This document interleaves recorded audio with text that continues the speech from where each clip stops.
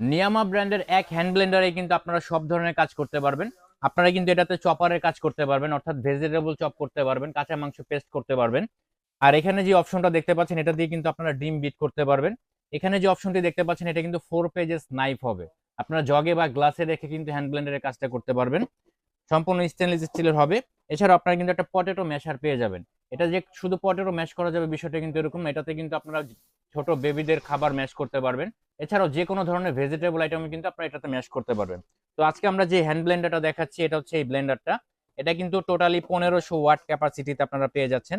1500 watt হবে, 100% copper motor হবে। একটু এখানে খেয়াল করে দেখেন, এখানে কিন্তু লেখা আছে যে chopper, whisk, potato mash, mixing এর সব কাজ কিন্তু আপনারা এটাতে করতে পারবেন।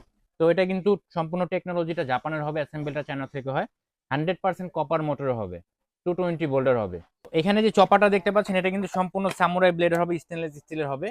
এই প্রোডাক্টটি সংগ্রহ করতে চাইলে আমাদের স্ক্রিনে দেখানো নাম্বারে যোগাযোগ করুন অথবা ক্রোকারিজ এম্পোরিয়ামের পেজে যোগাযোগ করুন।